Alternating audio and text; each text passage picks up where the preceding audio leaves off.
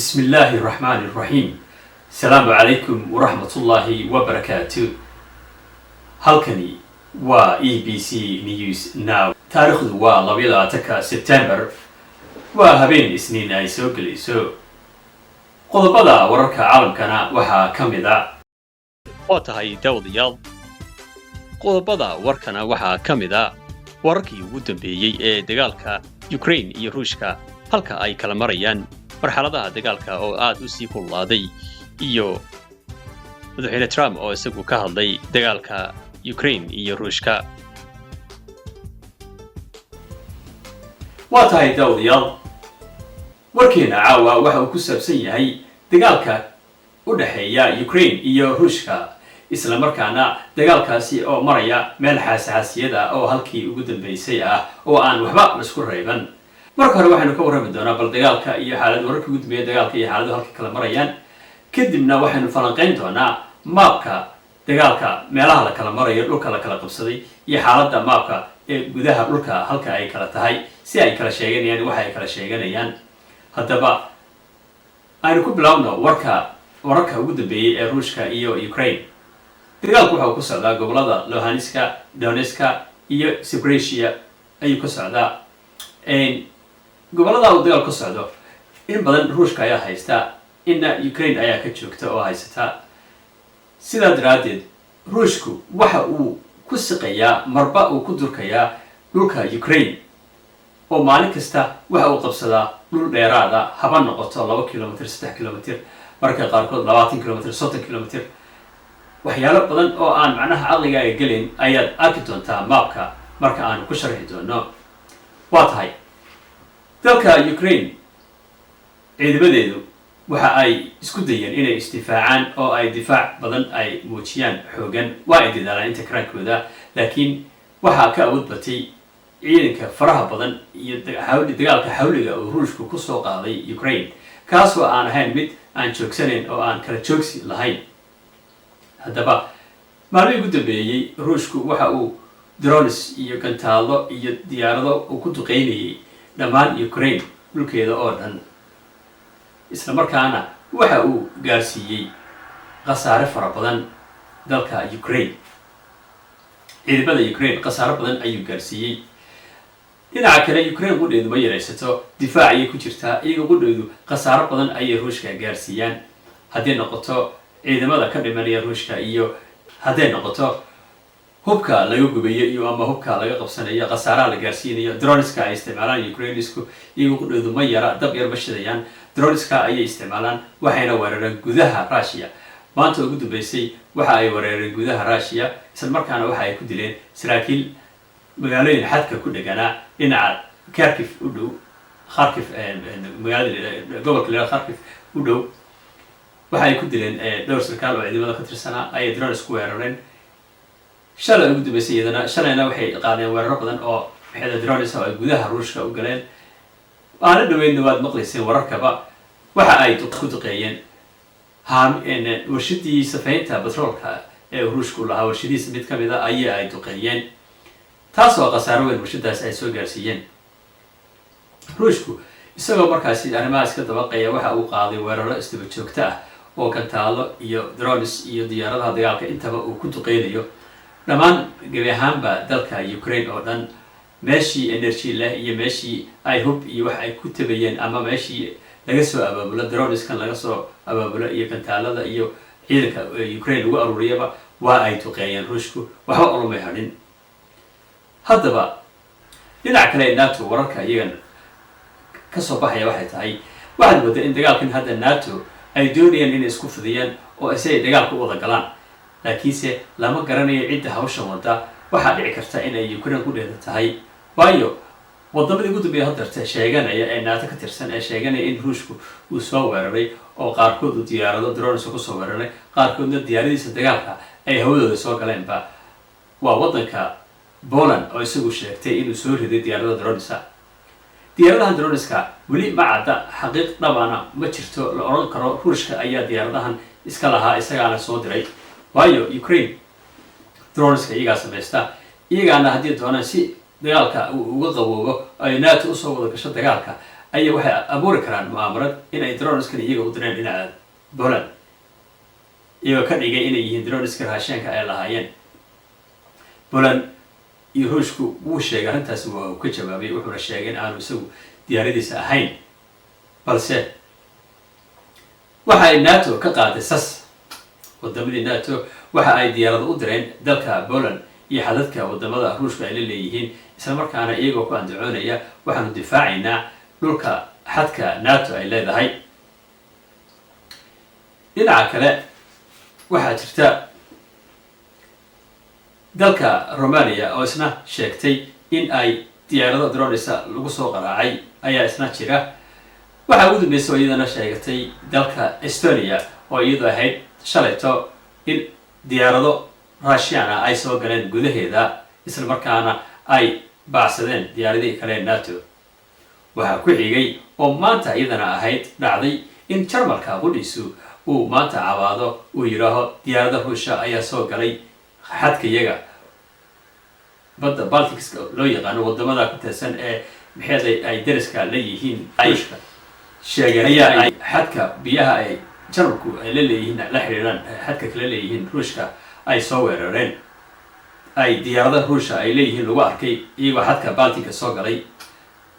xadkaasi oo ah xadka hawada ay ka caagan yihiin inay soo galaan diyaaradaha Ruushku oo markaasi xadka NATO ah, balse taasina weli wax rasmi ah lagama soo saarin warar sax ah, laakiin waa sida ay wartanku sheegteen. waxaana sheegeen in ay diyaarado kale ku kiciyeen oo ay dib uga baacsadeen oo ay ka saareen xadka. haddaba arrimahan oo dhami waxay u egyihiin kuwa daandaansi ah oo la doonayo in Ruushka laisugu tago sidii dagaalkii labaad ee adduunka Jarmalka laisugu tegay oo kale, isla markaana ay NATO kusoo gasho dagaalka si Ruushku markaasi uu u wiqbo oo dagaalku uu ballaadho oo noqdo dagaal saddexaad ee adduunka uu halkaasi ka bilowdo. lama garan karo cidda ka dambeynaysa ee NATO dabada ka riixaysa, maadaama Mareykanku uu isagu dib uga gaabsaday in dagaalkan uu galo. ayaa waxaad moodaa in hadda qaar ka tirsan NATO qudheedu inay arrintan abaabulayaan oo ay Mareykanka kusoo jiidayaan inuu dagaalkan soo galo, maadaama NATO haddii dagaalku gasho Mareykanku waa ku qasban yahay inuu dagaalkaasi galo. waa sharciga u yaala NATO weeye. haddaba lama garan karo waxa uu ku dambeyn doono arrimahan noocan oo kale ah ee NATO iyo Ruushka madaxa la iskugu gelinayo. khasaaraha Ruushka iyo Ukraine soo gaara maalin walbaba waxa uu noqday mid tarabeel ah, isla markaana waxa ay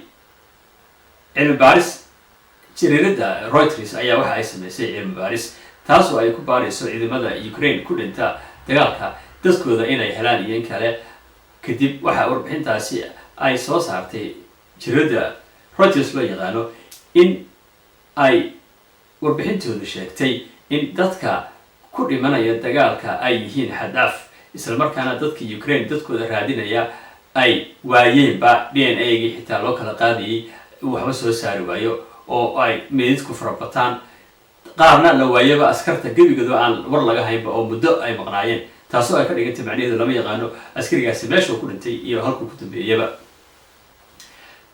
waa waxyaalaha dagaalkan rasmiga ah, waxyaalaha dagaalkan laga diiwaan geliyey ayay ka mid tahay in ciidamada aan Ukraine ee ku dhimanaya xadaafka ah aan lahaynba diiwaankooda rasmiga ah, taasoo ay dadkooda raadinaya ay dhibaato weyn kala kulmaan oo markaasi ay maalin walba dul tuban yihiin goobaha la keeno meedadka iyo liiska dadka askarta dhimata. waxa ay noqotay mid aada u argagax badan markii ay ogaadeen warbixintaasi jariirada Reuters ay diyaarisay. dhinaca kale waxaa kaloo jirta iyadana in Ruushku uu abbaaray dhammaan kaabayaasha bulshada oo energy-ga ah u badnaatee si isagoo ka degdegaya in winterka aanu ugu soo gelin in ay si hadhow markaasi ay awoodda Ukraine usii fogaato oo ay hadhow Ruushku ku adkaato inuu dagaalka ku guuleysto. si arrintaas uga hortago waxa uu burburiyey warshadihii leerarka iyo meelihii energy-ga oo dhan ayuu cardaaduqaha ka dhigay. Ukraine qudheedu ma yareystay, jawaabteeda waa ay bixisaa, dhaawac inta ay gaarsiin karto waa ay gaarsiisaa. haddaba madaxweynaha Donald Trump oo maanta hadlay su-aal la weydiiyey mar uu kusii socday xafladii baroordiiqda ee tacsida charlie kirks loogu borordiiqayay magaalada arizona lagu qabtay ayaa isagoo diyaaradda saaran wariye ayaa weydiiyey oo ku yidhi maanta madaxweyne trump ma difaacaysaa poland iyo waddamada balticska ku yaala haddii uu ruushku soo weeraro waxa uu trump ka jawaabay yes haa waanu difaaci doonaa haddii lasoo weeraro waana maxeeday dagaalkana waanu geli doonaa haddii arrintaasi ay dhacdo taasoo macnaheedu ka dhigan tahay in arrimahan la buunbuuranaya ee nato ee la leeyahay ruushka ayaa soo galay xadkii nato la doonayo in lagu soo jiido dagaalka dalka maraykanka uu si fiican dagaalka usoo galo dhinaca kale ruushku isagu xulufo ayuu samaystay china iran north korea iyo waddamo kaloo badan xulufadiisaasi waxay ku heshiiyeen in haddii xaaladdu ay noqoto dagaalkii saddexaad adduunka inay iyaguna dhinacooda ka soo geli doonaan oo ay isku garab yihiin ruushka waa tahay daawadayaal iminkana waxaynu faaqidi doonaa maabka dagaalka halka la kala marayo iyo marxaladda dhulka halka ay kala joogaan sida wad arkaysaanba maabka waxaad arkaysaan ee casaanka ahi waxa weeye waa dhulka uu ruushku qabsaday dhulka kale ee iyagu greenka ahna waa dhulka ukraine ay joogto haddaba dagaalku waxaa ku socdaa jiidaha hore ee xadka hore ee dagaalka furunta hore saad arkaysaanba waa maabkaas gareyga waxa weeye waa dhulka dagaalka uu ka socdo ee furunta xabaddu ka socoto weeye ee aan la garan karin cidda qabsan karta dhulkaasi gareyga ah haddii ay ruushku ku adkaado iyaga ayaa qaadanaya oo casaan bay noqonaysaa haddii ukraine ay ku adkaatana green bay noqonaysaa oo iyaga ayaa qaadanaya waa taas marka bal waxaanu eegaynaa marxaladaha ugu dambeeyay dagaalka halka ay kala marayaan wararka ay soo saartay ukraine markaanu eegno dhinaca ukraine aynu iska daynaba dhinaca ruushka waxaanu eegaynaa iminka bal wararkii ay soo saartay ukraine waa tahay bal waxaanu ka bilaabi doonaa wararka update-ka ah ay soo saartay ukraine maanta waxa weeye waa 20ka bisha iyagu inta badan waxa ay sameeyaan waxa ay dambeeyaan maalin ayay dambeeyaan inta badan marka bal waxaan eegaynaa wararka ugu dambeeyay ee ay soo saareen ay soo qoreen ay maabka soo geliyaan maabka loo yaqaano deep state ay soo geliyaan ayaanu eegaynaa bal waxaynu eegaynaa informationka macluumaadka ay soo geliyaan maabka mar kastaba waxa ay kusoo qoraan halka la kala marayo iyo dhulka laga qabsaday marmarna waa ay qariyaan xaqiiqda dhabta ah marmar wararku inta badan ay faafaan oo ay miidiyaha caalamka oo dhami uu sheego halka la kala marayo waa tahay 20kii bisha markaan eegno taariikhda update-kooda ugu dambeeyey waxa ay sheegeen in laga qabsaday magaalooyinka berezove novokonomishne iyo fanivka iyo romanivka intaasba waxa ay sheegeen in dhulkaasi laga qabsaday waa 4 magaalo oo kuwa yaryar ah haddana midmid u eegno berezove oo kale bal aan eegno berezove waa magaalada yar ayaa uu ruushku ka qabsaday saad arkaysidba waa ay kusoo durkeen waa ay qabsadeen qeybo badan ayay ka qabsadeen waana soo galeen sidaa arkaysid casaanka macnaheedu waxay ka dhigan tahay waa dhulka ay soo galeen ay qabsadeen weeye marka berezovevka waxa ay ku taallaa haddaan dib u eegno xaggan aad arkaysaan waa uu ku socdaa ruushku waa uu ku socdaa qeybahaas oo dhan dagaal ku socda ood aragtaan marba dhinacuu ka gelaya uu hore ugu durqaya oo magaalo cusub u qabsanaya marka berfiyanivka waxa ay u dhowdahay dhinaca iyo waxay u dhowdahay bokrofiski waa sbresia gobolka sbresia ay ka tirsan tahay meeshani gobolka sbresia la yidhaaho ayay ka tirsan tahay marka sbresia waa gobolka weyn arkaysaan waa gobolka weyn arkaysaan waa sbresia marka halkaa ayay ka tirsan tahay actually dhulka hadda magaalada ay noo sheegeen halkaa ayay ka tirsantahay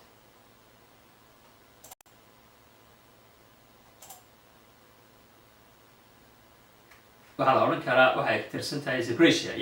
sbresia ka tirsan tahay magaalada ay noo sheegeen haddaanu eegno berzovia wataa magaalada weye ay noo sheegteen berezove oo magaalada ay magaalada noo sheegeen okay haddana dib ugu soo noqono maabkeena macluumaadka kale magaalada kale Novokonomishne bal aan eegno. Novokonomishne xagee ku taallaa? Novokonomishne saa arkaysaa waa magaalada weeye, waa magaalada aad arkaysaan ee halkaa ku taalla, waa magaalada iyadu halkaa ku taalla weeye, waa magaalada weeye saad arkaysaanba. waxaa ka qabsaday ruushka, waa uu soo galay guduhu usoo galay magaalada ruushku, waa uuna soo jibiyey xadkoodii difaaca ahaa. difaacda halkaa ayay kaga jireen sida arkaysaanba Ukraine-ku difaacda halkaa ayuu ahaa. markaa ruushku halkaa ayuu kasoo galay magaalada, intaasu ka qabsaday. sidaa daraaddeed waa magaalada kale ay noo sheegeen. magaalada saddex haddaan eegno ay noo sheegeen ee iyaguna ay qabsadeen ruushku haddaan eegno, waa magaalada Novianivka. iyaduna waa ay noo soo baxaysaa, waa tan iyaduna Novianivka waa taa magaaladana waa ay soo galeen. waa tahay magaaladana ruushku waa ay soo galeen. sidaad arkaysaanba waa magaalo kale oo iyadana oo uu ruushku qabsaday. waa 20kii bisha warkii ay soo daayeen weeye ee xaqiiqda ahaa ee dhabta iyo xaggooda kasoo baxay wey. maabkan BBC la yidhaahana waxaa iskale Ukraine ayaa iskale, waxayna ugu talagaleen in dagaalka lagala socdo dhulka laga qabsaday, dhulka ay ugu qabsadeen, marxaladda dagaalku sida tahay si loogala socdo. waa si live ay usoo geliyaan maabkan informationka oo joogtaa. magaalada markaa waa laga qabsaday, waa Ukraine warkeedii sheegtay wey, maabkeeda ayaynu ku dhex jirnaa. sida arkaysaanba magaaladaas laga qabsaday. waxaad moodaa in ruushku uu si xawliya uu ku socdo, waayo markuu magaalada inkasta soo qabsado wadooyinka waaweyn ayuu helayaa. highwayada waaweyn markuu helo, highwayadaasi waxay keenayaan in uu hore u raaco, uu wadda hamaraan ku noqoto Ukraine, isla markaana ruushku uu magaalada hor loo kusii socdo. waa tahay haddaan dib ugu noqono wararka macluumaadka ay soo daayeen Ukraine magaalada inoo harsan waa warkii 20ka bisha September ay soo daayeen. magaalada inoo haysan waa Romanivka. haddaba aanu eegno iyadana.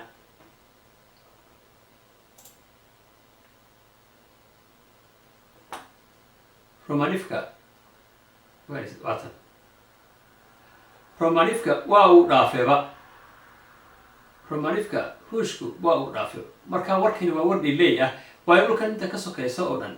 waxa cajiib ah. Ukraine war waxay sheegaysaa maxay dhacay ayay sheegaysaa. sidaad arkaysaanba Romanivka waa taa magaalada weeye. Romanivka waa magaalada arkaysaan weeye. waxaa u dhexeeya dhul badan oo fara badan ayaa u dhexeeya ilaa halka furunta hadda dagaalka halku marayo.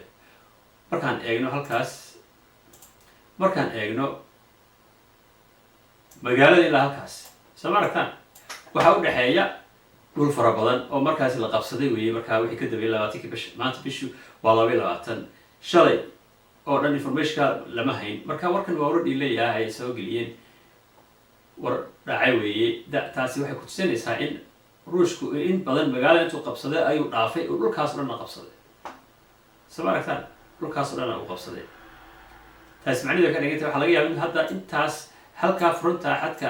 uu hadda dhulkaas inuu hore u qabsada dhici karta, hore u socday. waa tahay okay, haddaynu ka gudubno arrintaa iyada ah, aanu xaggan dib ugu noqono. bal magaalada la qabsaday ay sheegayaan, mid kastana waxa ay kuu sheegaysaa inta kilometer area ee uu qabsaday ayay kuu sheegaysaa magaalo kastaba. haddaynu dib ugu soo noqono, Romanivka waxay qabsadeen 2515 oo kilometer square. hadda ma aragtaan, soo ma aragtaan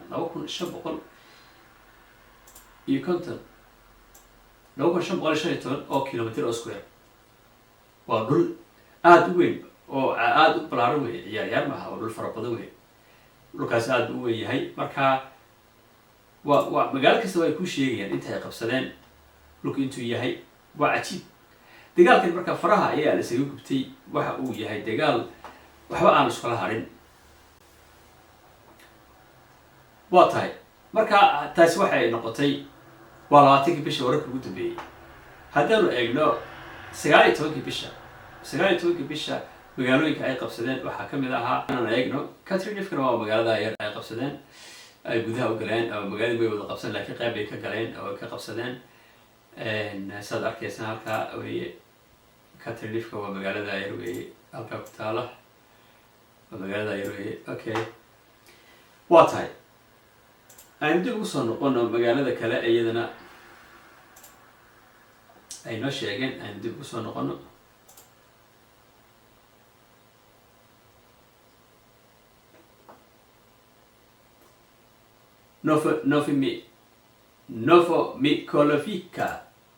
Novomikhalovka waa magaalada magacyadu waa adag yihiin runtii xaqiiqiyan sidaan ugu dhawaaqayno haddaad maqashaan ha qoslina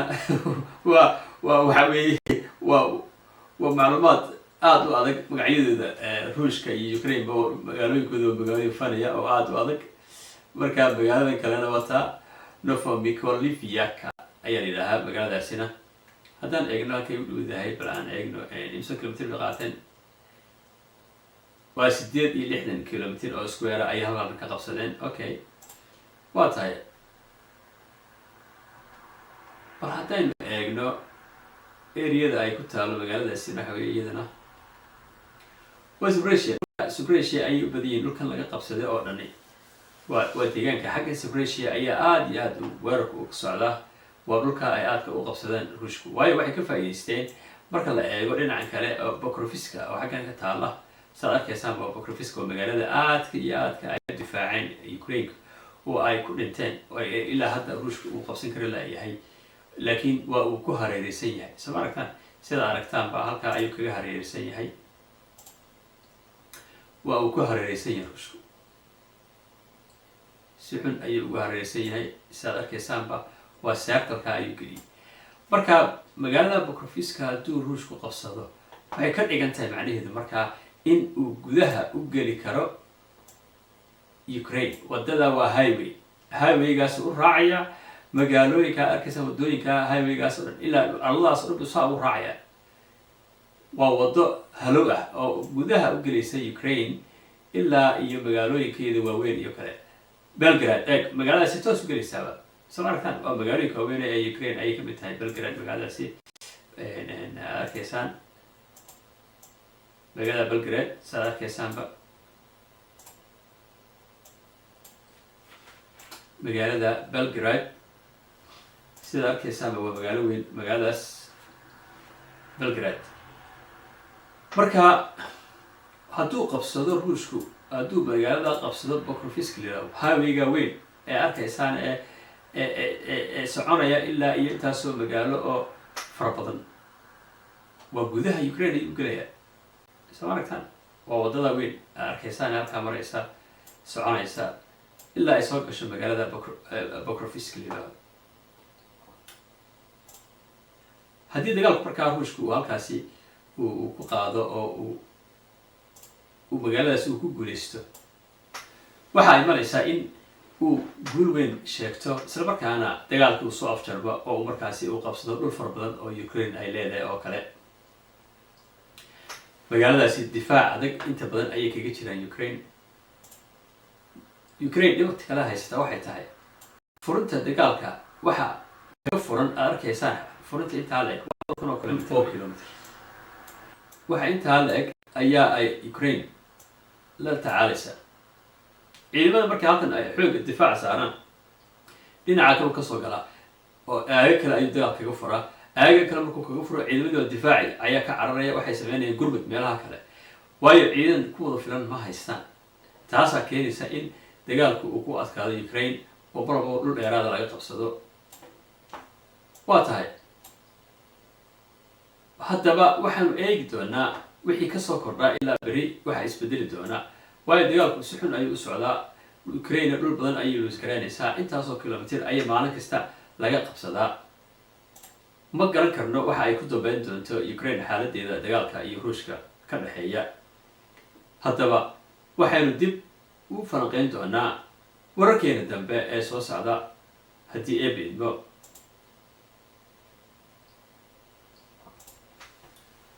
sidaa arkaysaanba maapka waxa uu noo soo bandhigay habka dagaalka iyo kaartooyinka lasoo adeegsanayo meelaha la kala marayo sidaa daraaddeed xaaladda Ukraine ay ku jirta waa xaalad adag oo marxalad adag bay ku jirtaa Ukraine dagaalkuna waa uu sii kulaanaya ruushkuna cadaaduqaha ayuu ka dhigay awood xoog leh ayuu la soo baxay hubkiisa iyo saanadiisana waa uu gacanta ayuu ku hayaa maalin iyo habeenba sidii uu uga gudbi lahaa marxaladan maadaama uu la dagaalamayo NATO ay aanay ahayn Ukraine waa tahay daawadayaal warkeena Ukraine caawa intaa ayuu nagaga dhan yahay intaynu dib u kulmi doono waa Mustafa Cabdullaahi oo idin leh salaamu calaykum waraxmatullaahi wabarakaatuh